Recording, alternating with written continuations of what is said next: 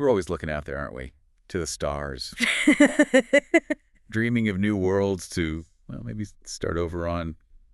But what if the biggest journey wasn't out, but back? Back to a place we didn't even know we'd lost. Exactly. We've got some really mind-bending material for our deep dive today. It all revolves around the Artemis Initiative, their big mission to terraform EOS 3. Right, EOS 3. Initially, it just looked like, well, a wreck. Scarred planet, impacts everywhere, desolate, seemed like a prime candidate for the Terraform protocol, a fresh start. Clean slate, yeah. In phase 1, it actually went really well, according to the logs. They started thickening the atmosphere. Methane rivers began to form. Mm-hmm. The engineered bacteria took hold. You started seeing the first hints of green. Must have felt like a huge win. Oh, absolutely. Imagine the feeling, seeing this dead world kind of wake up. But then everything changes. Survey Team Beta down in some southern hemisphere canyon. Right, the anomaly. Yeah, this structure, Yeah. geometric, clearly not natural.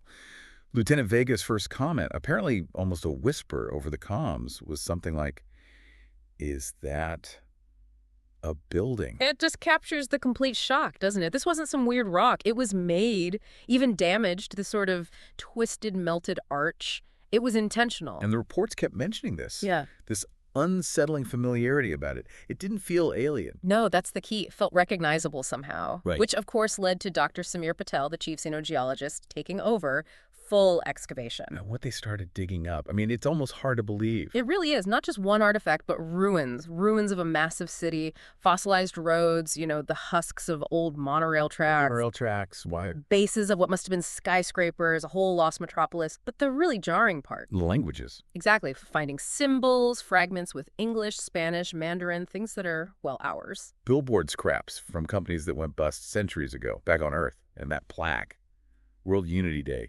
2087. Think about that. A day celebrating unity dated 2087, found in ruins light years away. It's a heavy kind of irony, echoes of our own history where we least expected it. But the kicker, the thing that Commander Harran apparently couldn't quite process at first, was that street sign. Fifth Avenue. Yeah, just Fifth Avenue. Suddenly, this isn't some abstract lost civilization. It's specific. It's ours. Which led Dr. Patel to that really pivotal statement. He basically said, we're not terraforming a new world, we're re-terraforming an old one. How do you even wrap your head around that? Re-terraforming. Well, the crew struggled, understandably. You had Lieutenant Vega pointing out, Earth is in the Sol system. This is EOS 3.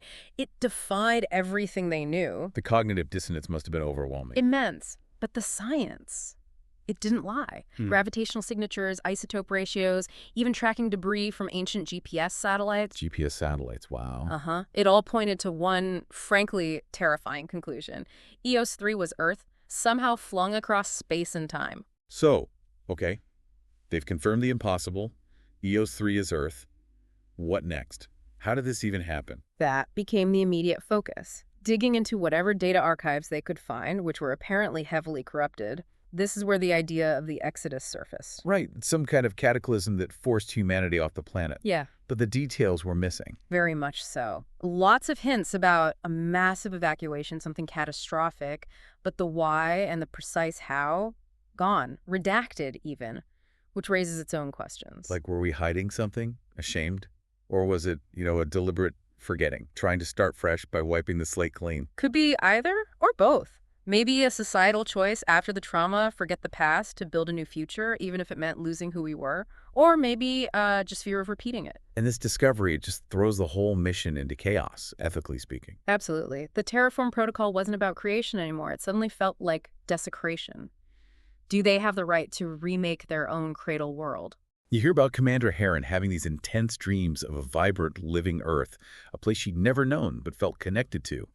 That deep ancestral pull. A powerful connection. And then, just as they're grappling with that, Survey Team Gamma finds something else, deep underground. The bunker complex. Yes. And inside, thousands of human bodies, not fossils, not aliens, humans, in cryostasis. Just waiting. Our ancestors. Waiting. And the most chilling part, one pod still had a functional screen. The message read, "Restoring Earth.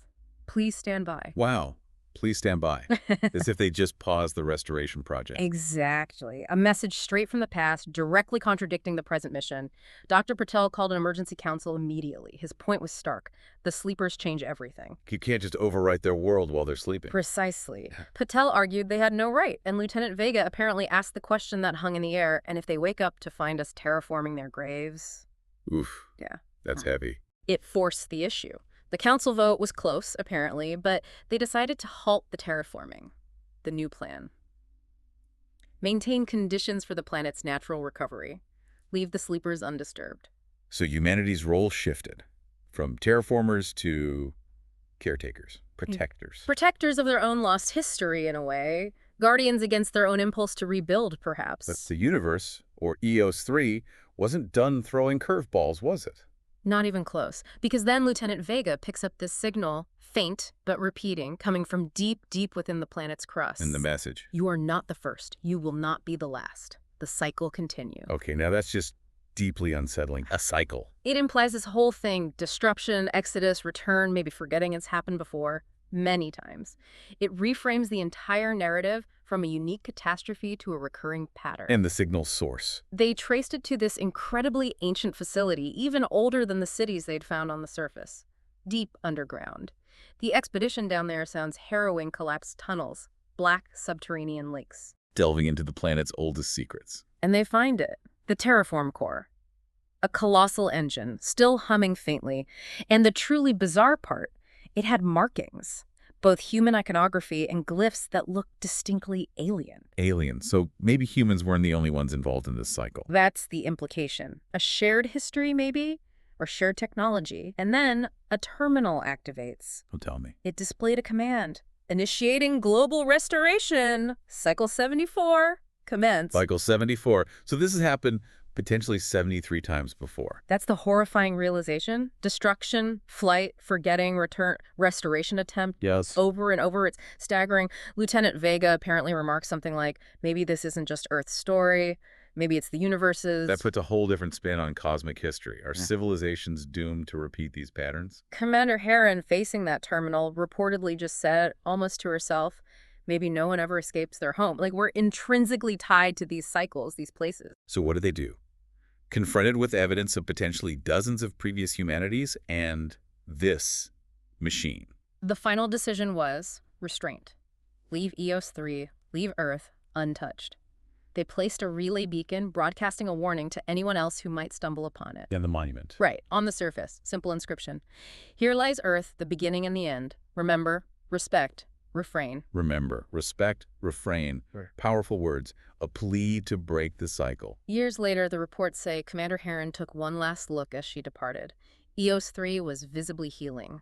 Rivers flowing again, forests spreading, clouds over nascent oceans, life returning, slowly, naturally. And beneath it all, the sleepers, still waiting. Still waiting. Harran's final recorded log entry regarding them was just 2 words.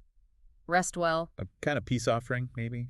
A promise not to interfere? It marked a profound shift, didn't it? Humanity arrived intending to conquer, to build. They left as learners, observers, holding on to the hope that remembrance might be the key to finally breaking that cycle. So this whole deep dive, it leaves you thinking, doesn't it?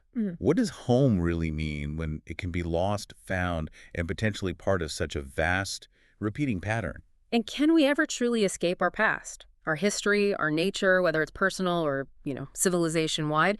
Does seeing the cycle laid bare like this give us the chance, finally, to choose a different path? A sobering thought to end on. Remember, respect, refrain. Maybe that applies to more than just lost planets.